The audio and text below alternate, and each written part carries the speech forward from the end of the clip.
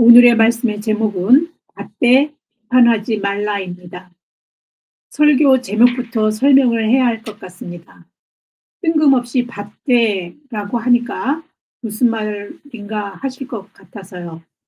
설교를 통해 하나님이 우리에게 말씀하시고자 하는 것이 무엇인가를 한마디로 압축해서 표현한 것이 설교 제목입니다.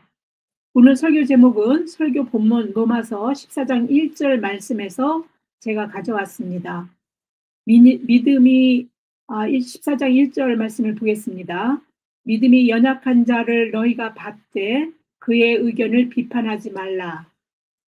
여기서 받되에 해당하는 헬라어 프로슬람바노는 받아들이다, 환영하다, 영접하다, 친절하게 대하다가 다 포함되어져 있는 그런 말입니다.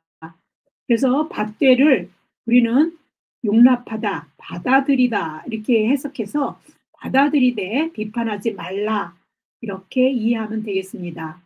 성경에 있는 말씀을 그대로 옮기다 보니 받되가 무슨 말인가 하실 것 같아서 제가 설명합니다. 믿음이 연약한 자를 너희가 받되에서 너희는 믿음이 강한 자를 일컫는 여기서 이제 믿음이 연약한 자를 너희가 할 때 그 너희가 하는 그 너희는 믿음이 강한 자를 일컫는 말입니다. 믿음이 연약한 자는 누구고 믿음이 강한 자는 누구입니까?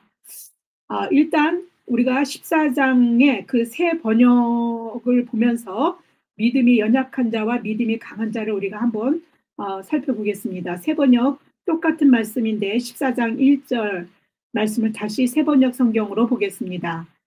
여러분은 믿음이 약한 이를 받아들이고 그의 생각을 시비거리로 삼지 마십시오. 여기는 믿음이 약한 이라는 말이 나옵니다. 아마 사도 바울은 그 로마서 14장 1절서부터 15장 13절까지 이렇게 믿음이 연약한 자와 믿음이 강한 자에 대해서 권면을 하고 있습니다. 아마 로마 교회 내에서 서로 판단하고 서로 비판하면서 그 내적 분열이 있었던 것들을 들었고 그래서 염려하고 그래서 권면하게 된 것 같습니다. 사도 바울이 로마서를 쓰게 된 동기가 몇 가지 있는데 그 몇 가지 중에서 이런 내용이 들어가 있는 것들을 봤을 때 이 부분, 그러니까 강한 자와 그 로마 교회 안에의 연약한 자, 그다음에 강한 자, 믿음의 강한 자, 연약한 자들에 대한 그 분열이 한 부분, 그 로마서를 쓰게 된 목적의 한 부분이기도 한 것 같습니다.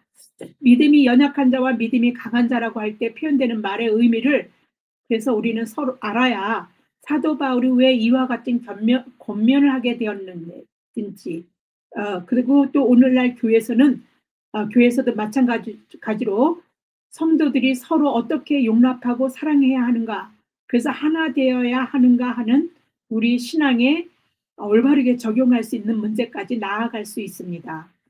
믿음이 연약한 자는 대체로 유대 그리스도인을 말합니다. 믿음이 강한 자는 이방 그리스도인들을 가리키는 말이기도 합니다.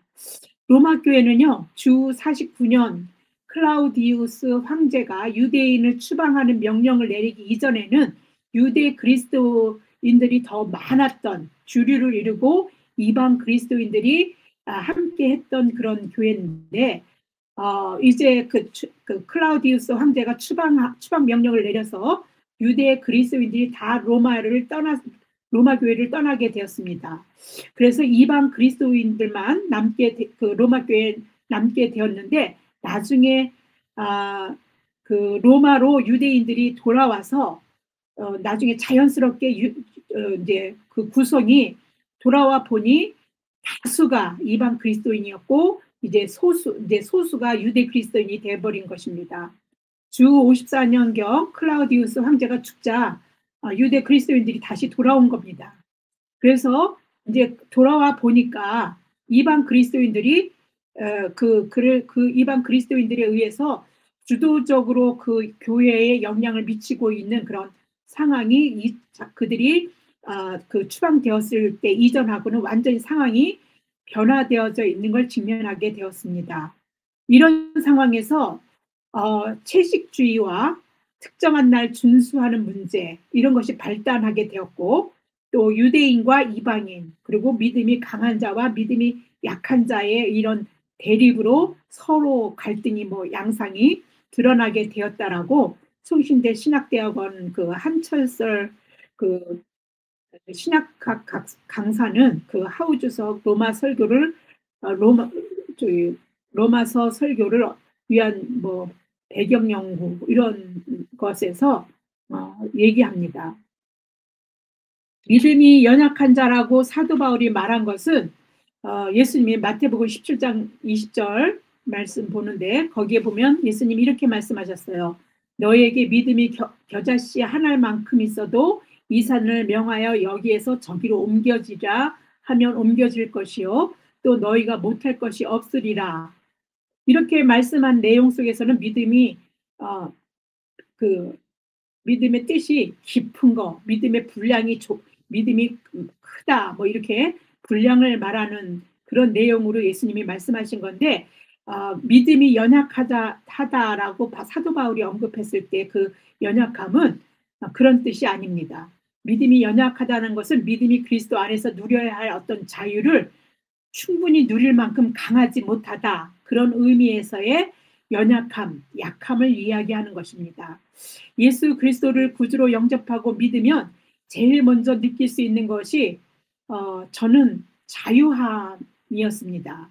그리고 그런 것은 성경에도 주님께서 말씀하셨어요. 요한복음 8장 31절에서 32절을 보겠습니다. 그러므로 예수께서 자기를 믿은 유대인들에게 이르시되 너희가 내 말에 거하면 참으로 내 제자가 되고 진리를 알지니 진리가 너희를 자유롭게 하리라.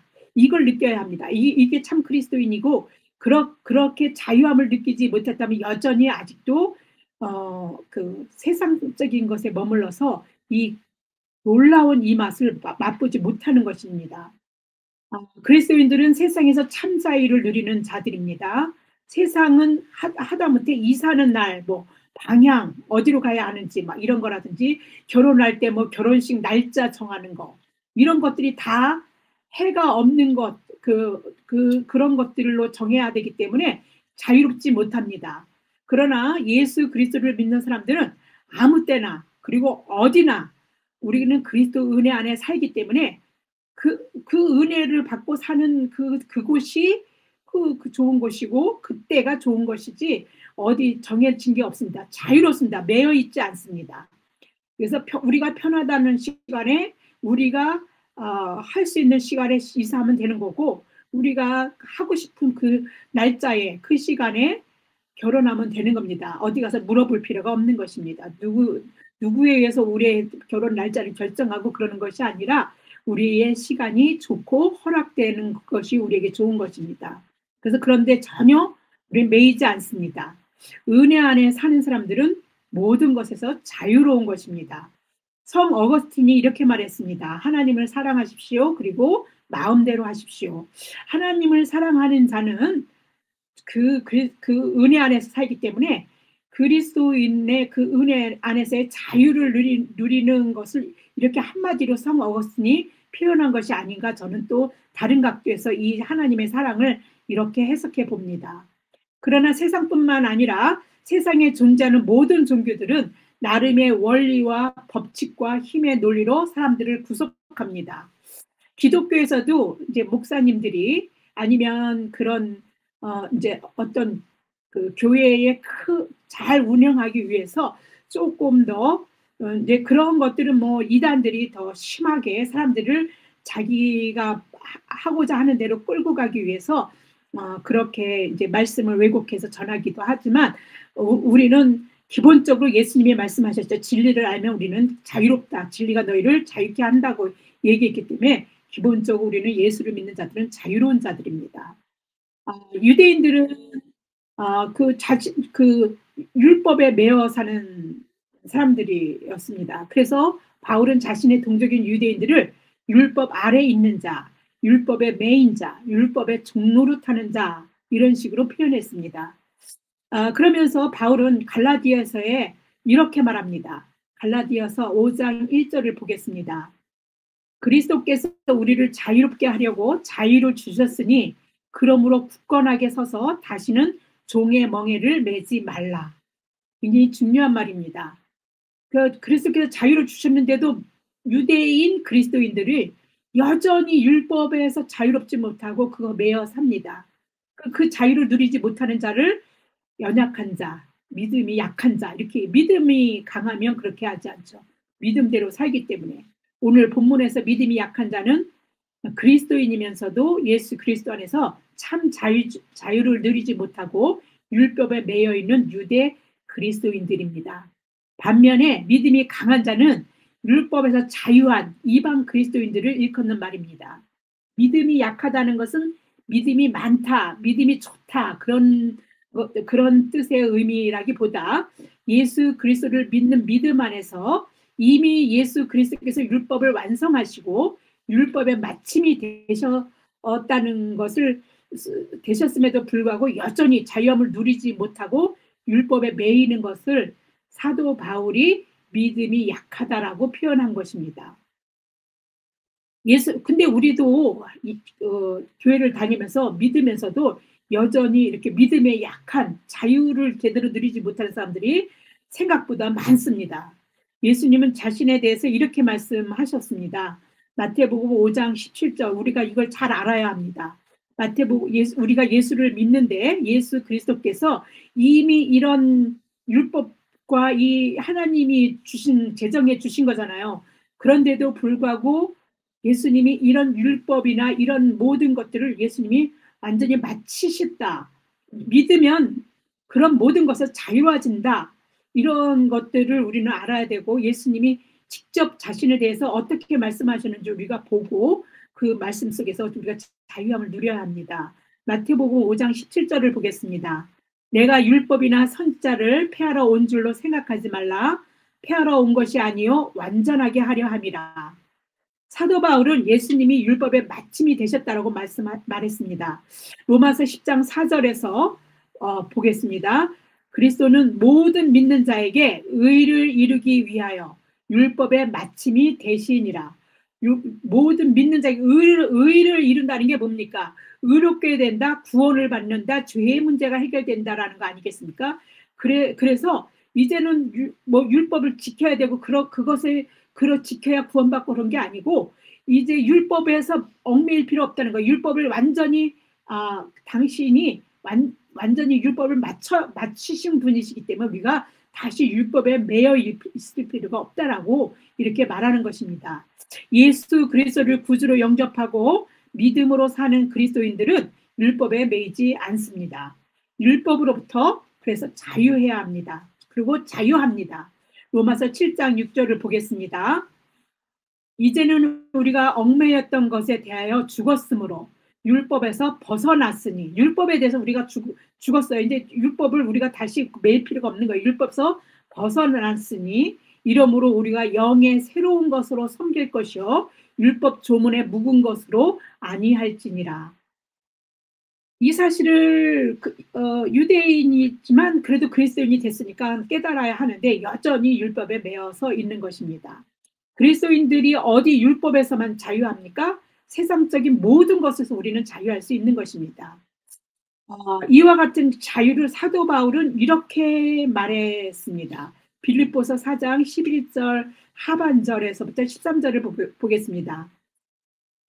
어떠한 형편에든지에서부터 보시면 되겠습니다.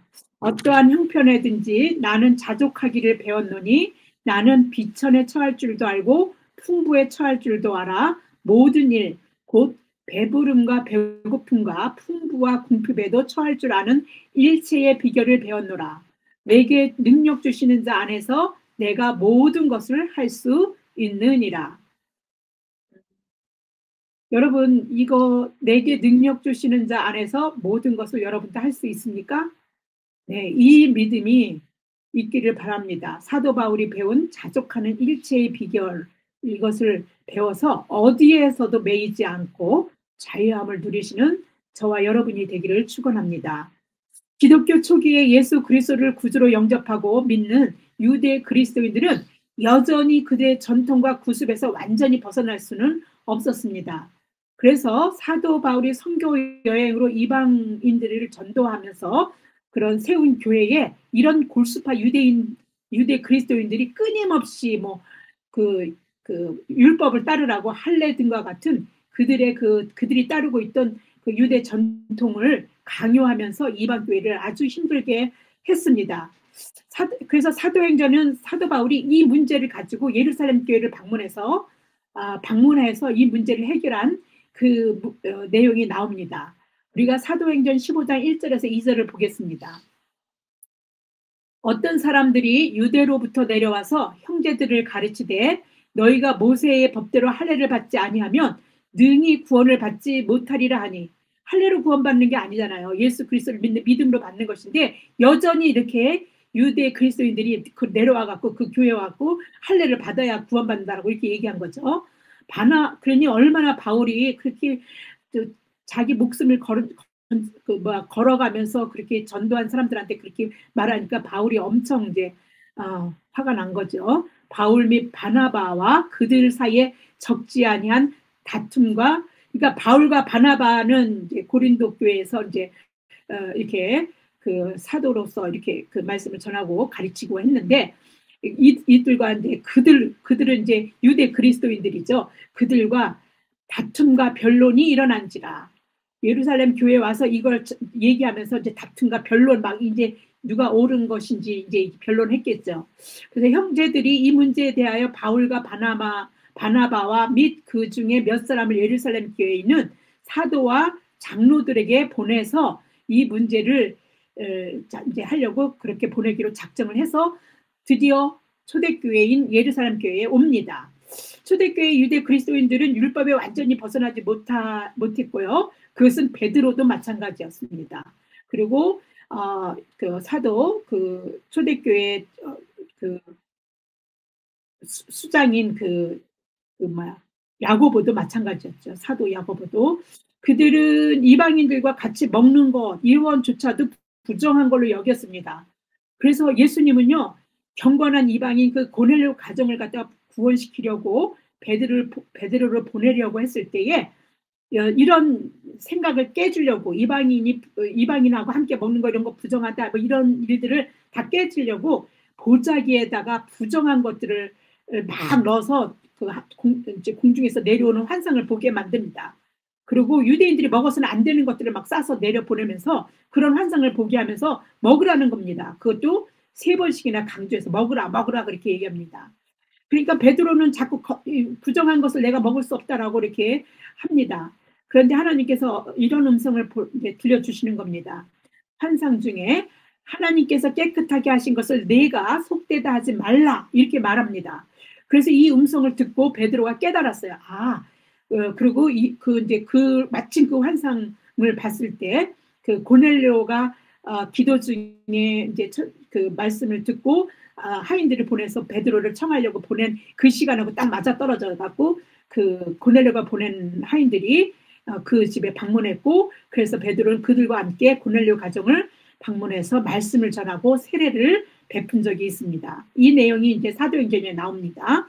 이와 같은 경험이 있었던 이제 베드로가 이 말을 들은 거예요. 이제 그 바울과 바나바가 와가지고 이제 이런 그 예루살렘 교회에 있는 사람들하고 이제 변론하고 난 다음에 자기 경험을 얘기하게 되는 거죠. 그래서 베드로가 사도들과 장로들과 많은 그 변론을 하고 자기 경험을 얘기하기 위해서 일어나서 말하게 됩니다.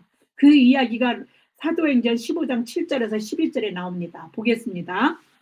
많은 변론이 있은 후에 베드로가 일어나 말하되 형제들아 너희도 알거니와 하나님이 이방인들로 내 입에서 복음의 말씀을 들어 믿게 하시려고 오래전부터 너희 가운데서 나를 택하시고 또 마음을 아시는 하나님이 우리에게와 같이 그들에게도 성령을 주어 증언하시고 믿음으로 그들의 마음을 깨끗이 하사 그들이나 우리나 차별하지 아니하셨느니라.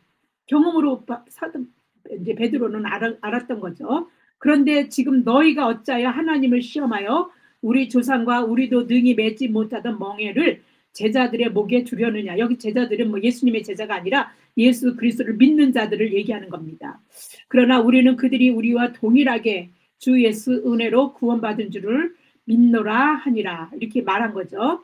당시 예루살렘 이런 얘기를 듣고 예루살렘 교회 수장인 야고보 사도가요, 이방인 신자들에게 멍에 이제 율법으로 구원받는다 뭐 같은 소리 하는 것들을 이제 금하게 하고 편지를 써서 보냅니다. 사도행전 15장 28절에서 29절을 보겠습니다. 성령과 우리는 이 요긴한 것들 외에는 아무 짐도 너희에게 지우지 아니하는 것이 옳은 줄 알았노니 우상의 제물과 피와 목매어 죽인 것과 음행을 멀리할지니라. 이에 스스로 삼가면 잘 되리라. 평안함을 원하노라 하였더라. 요긴한 것, 왜 요긴하다라고 얘기했는지 모르지만 우상의 제물, 피, 근데 목매어 죽인 거, 음행을 멀리하는 거, 요것도 하지 말라가 아니에요. 스스로 삼가하면 너희들이 하나님의 복을 받고 잘 될 거야, 이렇게 말한 건데, 이 요긴한 거 외에 아무 좀 이것만 잘 좀 지켜달라라고 얘기하는 겁니다. 왜 그랬을까요?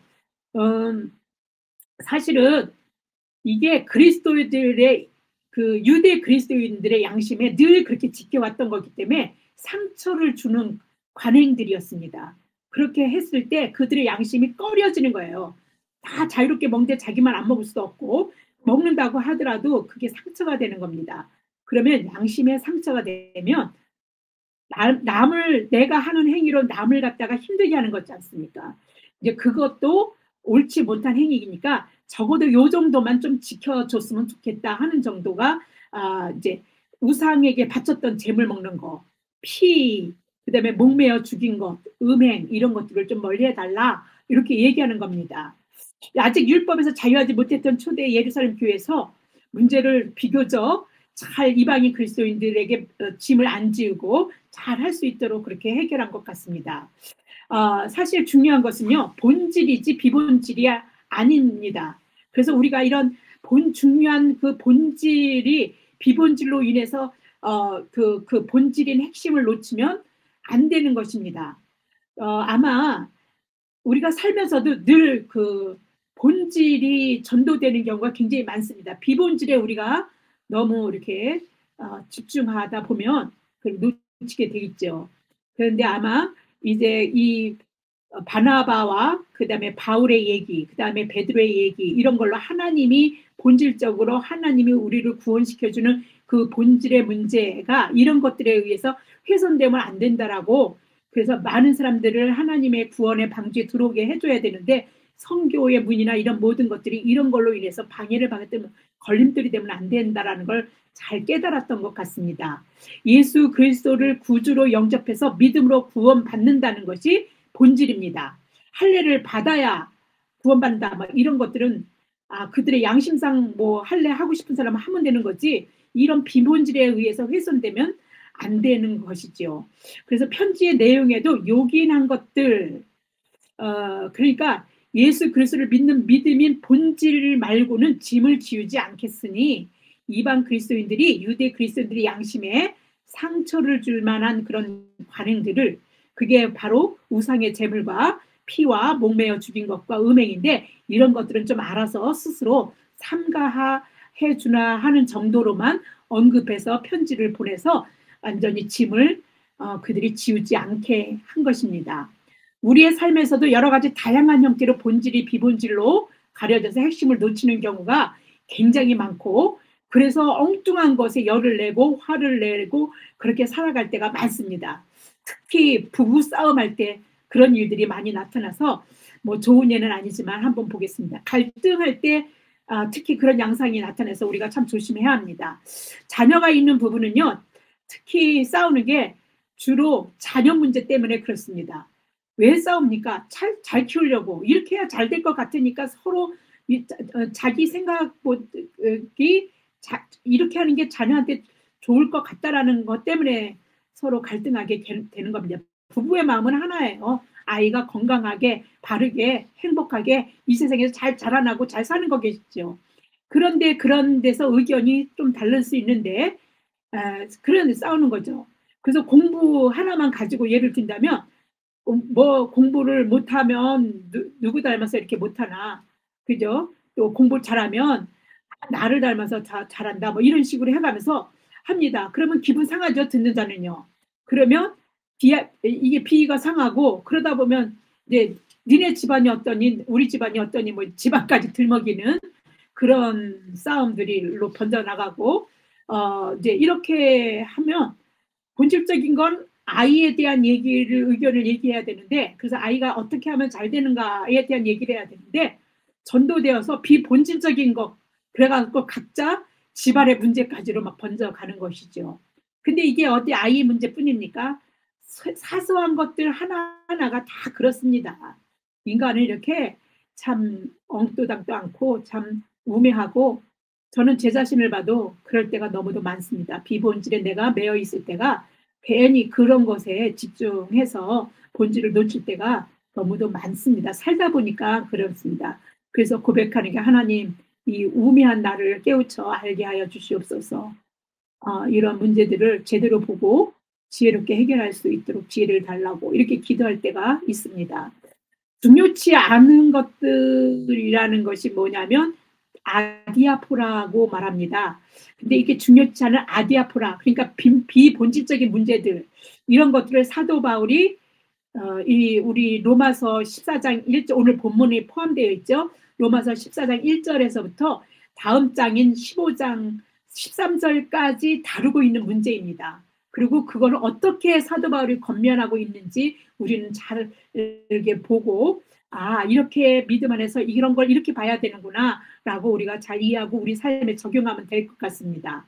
본문에 나오는 약한 자들은 믿음이 주는 자유, 특별히 구약 음식법, 먹어서는 안 되는 거, 이거 혹시 이 고기가 우상에게 섬기는 걸까? 막 이런 것 때문에 그런 걸 자꾸 의심하면서 먹는 거기보다는 아예 어디서 온지 출처를 모르니까 그냥 대부분은 저 우상 섬기는 것들이 시장으로 나와서 고기가 팔리고 시중에 대중에 팔리기 때문에 안 먹습니다. 그래서 그런 고기를 안 먹고 채소만 먹습니다.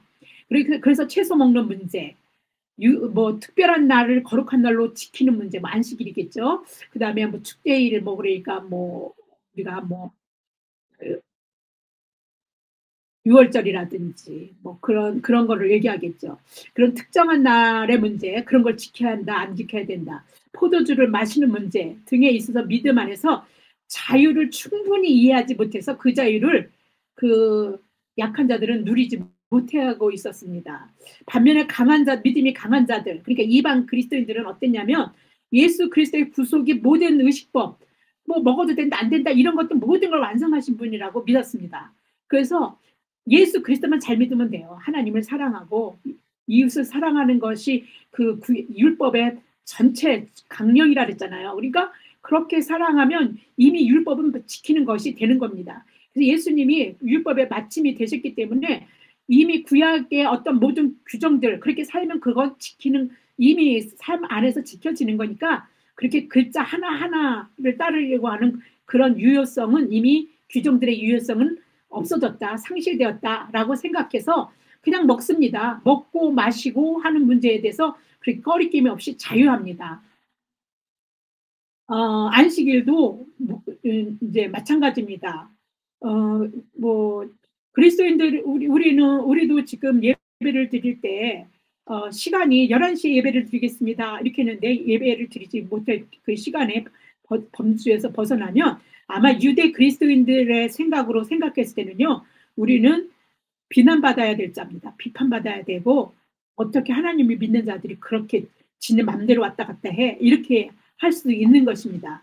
그런데 우리는 예수 그리스도의 은혜 안에서 자유합니다.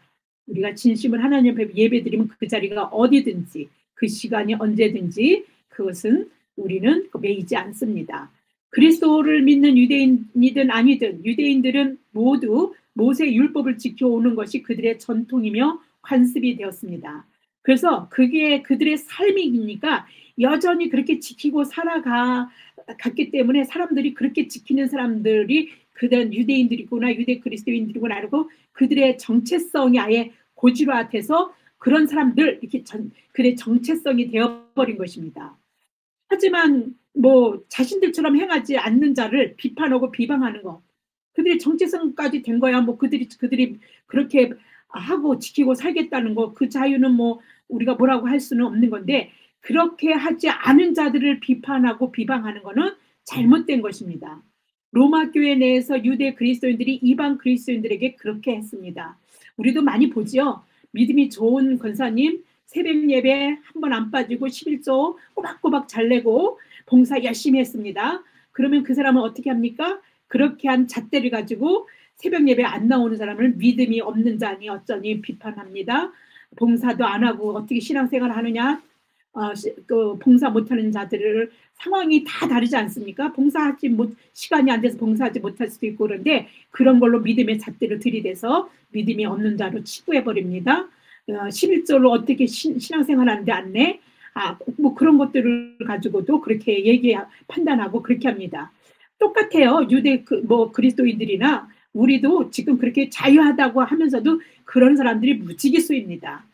안식일과 기타 특정한 날들을 준수하고 의식적인 정결을 유지하기 위해서 고기와 포도주를 삼가하는 것은 그 아디아포라의 범죄, 그러니까 중요하지 않은 것에 포함되는 것입니다. 그냥 해도 되고 안 돼도 하는 것이죠. 그러니까 선택의 문제이지 반드시 그래야 된다, 그런 것이 아닙니다. 중요하지 않은 것들입니다. 자신의 양심에 따라 그 선택해서 그렇게 가야 된다라는 믿음을 가지고 그렇게 가면 그렇게 하면 됩니다. 누가 뭘 하지 않습니다. 그거 다 좋은 것입니다. 근데 그렇게 선택해야 될 자유가 누구한테나 있으니까요. 자신이 지킨다고 그렇다고 해서 다른 사람도 반드시 그래야 한다는 것, 그런 시선, 그런 판단, 그런 비판하는 거, 이런 것이 죄인 겁니다. 예수님도 이렇게 말씀하셨습니다. 마태복음 7장 1절에서 2절입니다. 비판을 받지 아니하려거든 비판하지 말라. 너희가 비판하는 그 비판으로 너희가 비판을 받을 것이요 너희가 헤아리는 그 헤아림으로 너희가 헤아림을 받을 것이니라.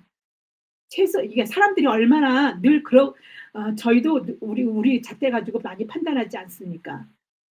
저는 누가 나를 판단하는 게 제일 싫습니다. 그러니까 자기 잣대로 나 있는 그대로 받아주는 사람이 제일 좋습니다.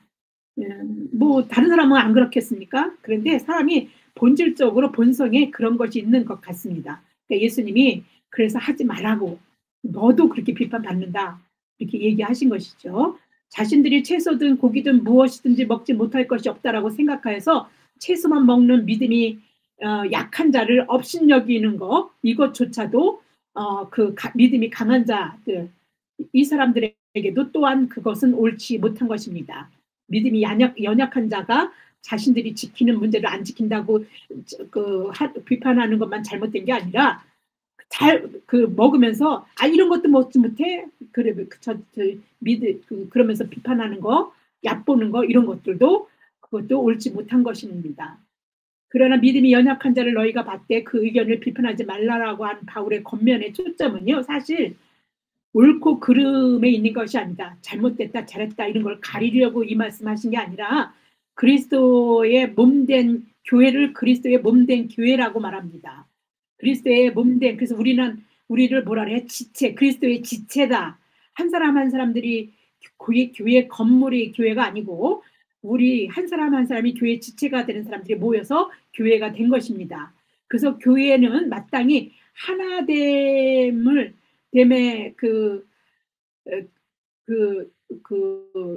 반드시 우리의 목적은 이 땅에서 하나됨을 보여야 하고 하나됨으로 교회가 살아가야 하는 것입니다. 서로 그게 사랑의 결과물인 거예요. 사랑은 모든 것을 다 받아들일 수 있고 수용할 수 있어야 되는데, 비판하고 이렇게 하면서 하나 되지 않고 분열되면 그 안에는 사랑이 없는 것이지 않습니까? 그래서 예수님이 이것을 굉장히 너무도 이 뻔한, 당신이 이제 죽고 난 다음에 그다음에 교회에서 이런 일들이 일어날 것이 뻔하기 때문에 예수님께서도 기도로 마지막에 이제 요한복음 17장에 보면 예수님이 마지막 기도를 하시는데 자신을 위해서 기도하고 그다음에 제자들을 위해서 기도하고 마지막에 제자들이 전도해서 제자가 된 자, 그리스도의 제자, 그러니까 지금 우리들이죠. 우리들을 위해서 기도하는 내용 속에 보면 예수님이 이 얘기가 나옵니다. 얼마나 간절하게 기도하셨는지 모릅니다. 이 걱정이 돼서 이들을 어떻게 하면 좋으냐. 하나가 돼야 되는데 하나 되지 못할 것이 뻔한 그림으로 보여지니까 예수님께서는 그것을 하나님 앞에 너무 간절히 기도한 겁니다. 요한복음 17장 20절에서 22절을 보겠습니다. 내가 비옵는 것은 이 사람들만 위함이 아니오. 여기서 이 사람들은요, 제자들이에요. 앞에서 이 부분 앞에서는 제자들을 위해서 기도했거든요. 그러니까 제자들만 위한 게 아니고 이제 또 그들로 말미암아 나를 믿는 사람들도 위함이니, 지금 우리들이죠. 우리들 위해서 이제 기도한다 하시는 내용입니다. 아버지여, 아버지께서 내 안에, 내가 아버지 안에 있는 것 같이 그들도 다 하나가 되어 우리 안에 있게 하사 세상으로 아버지께서 나를 보내신 것을 믿게 하옵소서. 이래야 전도가 되는 겁니다. 이래야 은혜 안에서 우리가 하나 되지 못하면 세상에 전도가 되지 않습니다. 우리가 분열되고 싸우면서 살아가면서 어떻게 세상 사람들에게 하나님의 사랑 안에 은혜 안에 살라고 말할 수 있겠습니까? 그 뒤에 내용을 보겠습니다. 내게 주신 영광을 내가 그들에게도 주었사오니 이는 우리가 하나 된 것 같이 아버지와 아들이 하나 된 거죠. 하나님과 독생자 예수 그리스도께서 하나 된 것처럼 그들도 하나 되게 하려 함이니이다. 얼마나 간절하게 기도하셨는지 모릅니다. 강한 자는 업신여기지 말고 약한 자는 비판하지 말라고 지금 바울이 그렇게 권면하고 있습니다. 로마서 14장 3절에는요. 이렇게 말합니다. 먹는 자는 먹지 않는 자를 업신여기지 말고 먹지 않는 자는 먹는 자를 비판하지 말라. 이는 하나님이 그를 받으셨음이라. 업신여기다에 사용되는요, 엑스데네이토는요, 경멸함으로 배척하는 거예요. 그러니까 그런 뉘앙스를 가지고 있는 그런 말이기 때문에 사도 바울이 받아들이되 권면하지 말라라고 그렇게 얘기한 것입니다. 비판하지 말라라고 이렇게 권면한 것입니다. 먹지 않는 자가 먹는 자를 비판하지 말라라고 권면한 이유는요, 뭡니까? 하나님 받으셨다는 겁니다. 하나님이 용납하신 거예요. 하나님이 그들을 자녀로 삼아 주신 겁니다. 먹지 않는 자인 유대 그리스도인은요, 자신들만 하나님이 받은 게 아니에요. 먹는 자인 이방인 그리스도인들 다 하나님이 받으셨고 하나님의 관계 안에 들어온 하나님의 자녀가 된 걸 알아야 됩니다. 모든 그리스도인의 주인이 되신 하나님에게 세움을 받은 자들입니다. 우리의 주인 되신 하나님 외에 누가 누구를 비판할 수 있는 자격이 있습니까? 누가 누구를 정죄합니까? 누가 누구를 판단합니까? 우리는 단지 있는 그대로 받아들여야 하는 사람들입니다. 그 이야기를 바울도 똑같이 얘기했습니다. 로마서 14장 4절을 보겠습니다. 남의 하인을 비판하는 너는 누구냐?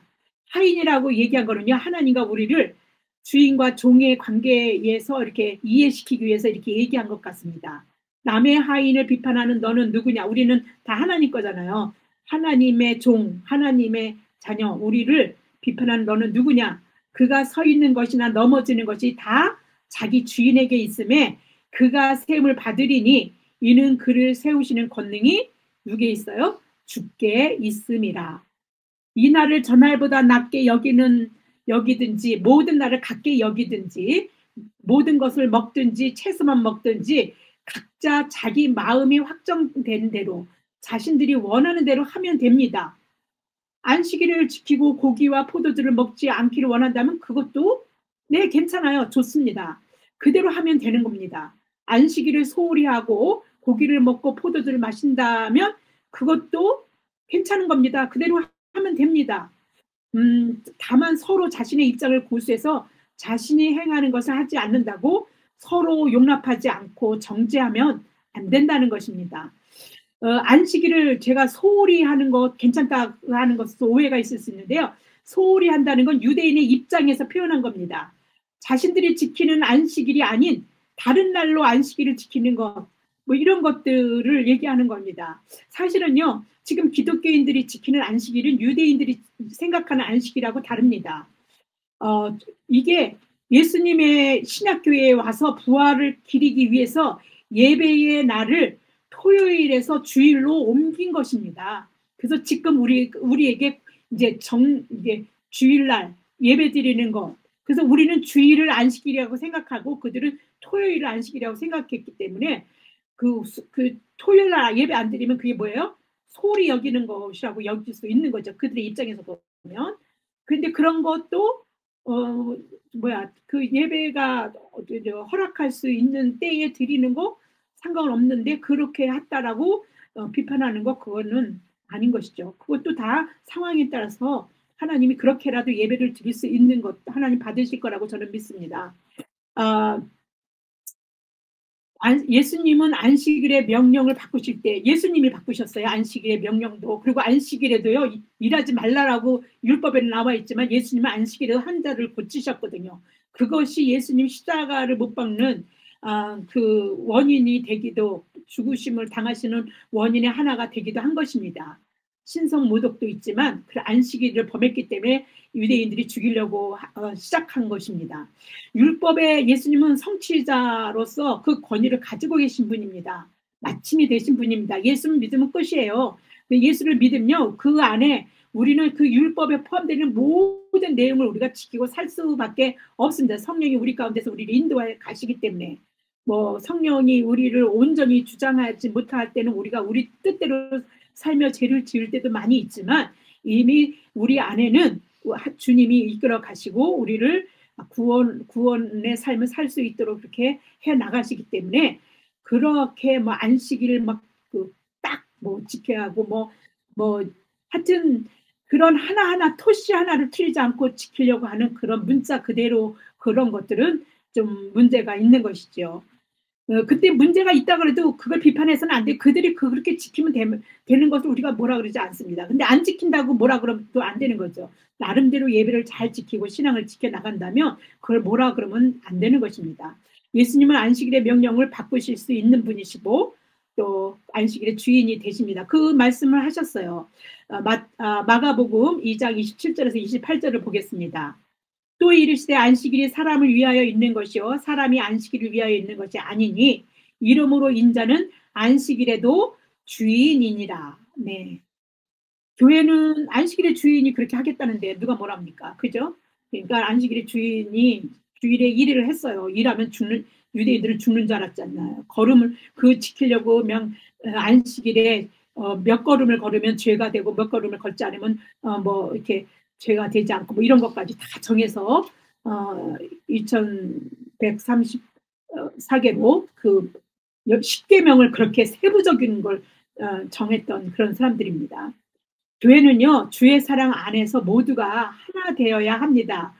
핵심 본질은요 이런 모든 비본질적을 가지고 누가 잘났느니 누가 못하니 비판하고 막 이러는 게 아니라 진짜 핵심은요 사랑 안에서 모두가 하나 되어야 그 생명력, 그 존재성, 그 그리스도인의 존재성이 거기에 있는 것입니다. 이를 위해서 유언처럼 예수님께서 간절히 기도하시고 난 다음에 우리를 살리시려고 당신을 내주셔서 십자가에 돌아가신 거 아닙니까? 우리는 이제 우리 게 아닙니다. 주님의 것입니다. 주님이 우리를 대신해서 계속해서 우리를 살게 하셨기 때문에 우리가 육체로 이 땅에 사는 것은요. 주를 믿는 믿음 안에서 사는 것입니다. 이제는 교회인 우리의 그 하나됨으로 하나님의 사랑하심을 우리는 세상이 알게 할 사명을 우리는 가지고 있는 하나님의 자녀들입니다. 갈라디아서 2장 20절을 보겠습니다. 내가 그리스도와 함께 십자가에 못 박혔나니 그런즉 이제는 내가 사는 것이 아니요 오직 내 안에 그리스도께서 사시는 것이라.